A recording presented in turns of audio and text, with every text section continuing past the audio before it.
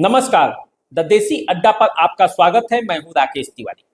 देखिए, गोपालगंज जिले की राजनीति में जनता दल यूनाइटेड को अगर कुछ करना होता है तो वे कुचायकोट के विधायक और बाहुबली सतीश पांडे के भाई अमरेंद्र कुमार पांडे उर्फ पप्पू पांडे से राय मशविरा जरूर करती है, क्योंकि गोपालगंज की राजनीति में अमरेंद्र पांडे उर्फ पप्पू पांडे इतने महत्वपूर्ण हैं कि उनके सहमति के बिना गोपालगंज की राजनीति चल ही नहीं सकती। गोपालगंज की राजनीति में पप्पू पांडे की क्या अहमियत है, इसको आपको समझना हो तो कभी गोपालगंज जाइए और तब आपको पता चलेगा कि गोपालगंज में पप्पू पांडे किस तरह से राजनीति करते हैं। इतने महत्वपूर्ण होने के बावजूद अमरेंद्र पांडे उर्फ पप्पू पांडे क्या अपने भतीजे मुकेश पांडे को किसी विधानसभा क्षेत्र से जनता दल यूनाइटेड का टिकट दिला सकते हैं?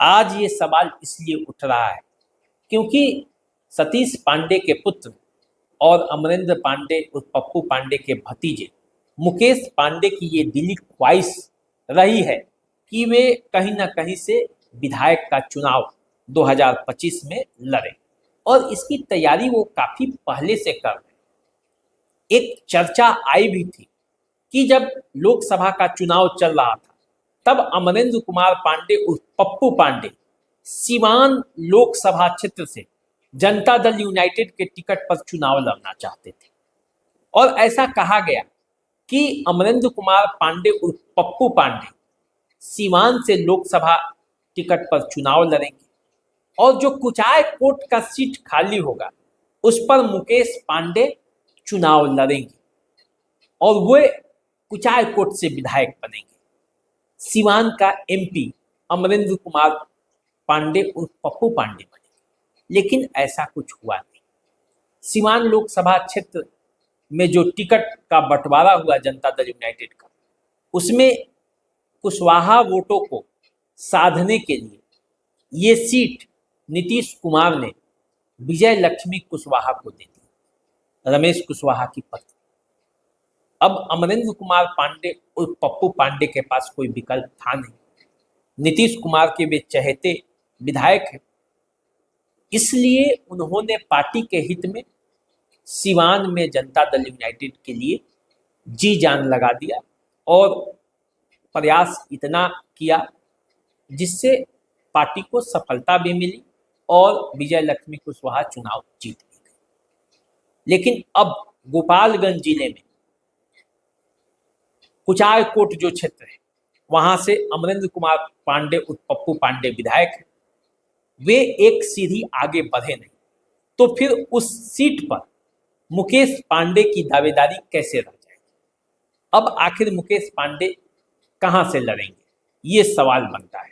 और इसी सवाल का हल जानने के लिए हम पहले ये जानते हैं कि गोपालगंज जिले की राजनीति चलती कैसे है, चलेगी कैसे, और 2020 का जो चुनाव हुआ था उसमें गोपालगंज जिले में कौन सी पार्टी कितना सीट पर चुनाव लड़ी, खास करके एनडीए, जहां से मुकेश पांडे को टिकट दिला सकते हैं अमरेंद्र कुमार पांडे उर्फ पप्पू पांडे।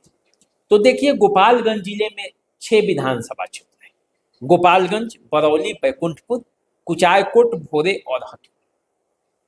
इन 6 विधानसभा क्षेत्रों में से 3 पर बीजेपी के प्रत्याशी पिछले चुनाव में उतरे थे और 3 क्षेत्रों में जनता दल यूनाइटेड के प्रत्याशी चुनावी मैदान में उतरे थे।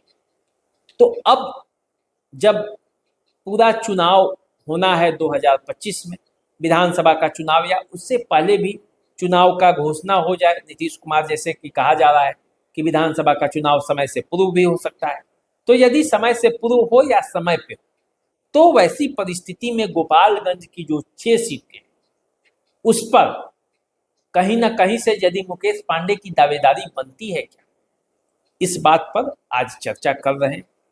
तो सबसे पहले चर्चा करते हैं कि वो 3 सीट कौन है जहां पिछले बार जनता दल यूनाइटेड चुनाव लड़ी थी, और वो 3 सीट कौन है जहां से बीजेपी चुनाव लड़ी थी। 3 सीट गोपालगंज, बरौली और बैकुंठपुर, इन 3 सीटों से बीजेपी अपना प्रत्याशी उतारी थी और कुचायकोट, भोरे और हथुआ, इन 3 सीटों पर जो है वो जनता दल यूनाइटेड के खाते में गया था और जनता दल यूनाइटेड अपना प्रत्याशी उतारा था। तो गोपालगंज बीजेपी की परंपरागत सीट है, जनता दल यूनाइटेड इसे लेने नहीं सकता और बीजेपी से देगी भी नहीं। जहां तक सवाल है बरौली, तो बरौली से राम प्रवेश राय जो कि बीजेपी के कद्दावर नेता हैं, कई बार के विधायक, वो चुनाव लड़ते हैं और जीतते हैं, वो निवर्तमान विधायक भी हैं।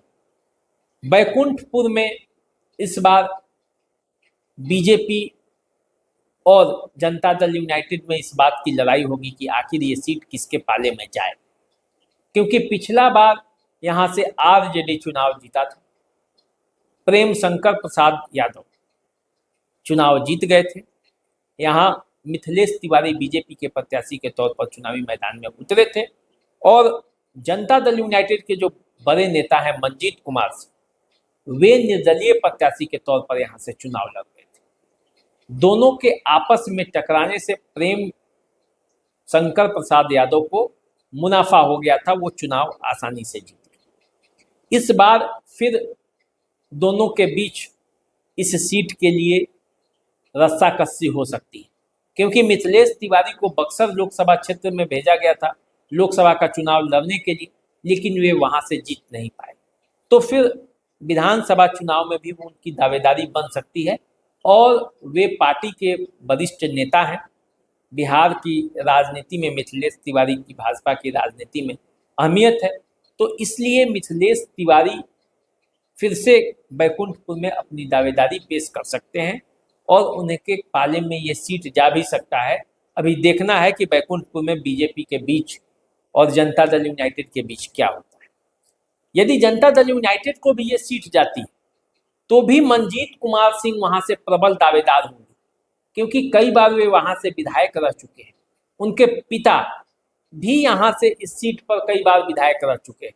नीतीश कुमार से पुराने साथ रहा है इनके पिता का भी और खुद मंजीत कुमार सिंह का भी डायरेक्ट संबंध रहा है।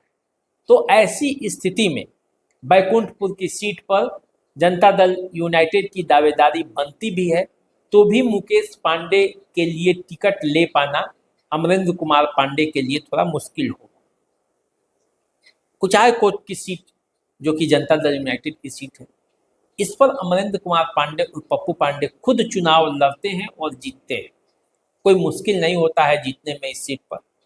तो ये सीट जो है, यहाँ से या तो अमरेंद्र कुमार पांडे चुनाव लड़े या मुकेश पांडे लड़े, ये सीट एकदम जनता दल यूनाइटेड उनको सौंप देगी, इसमें कोई दो राय नहीं है। कुचायकोट की जो सीट है वो एक सीट अमरेंद्र कुमार पांडे के लिए सुरक्षित है।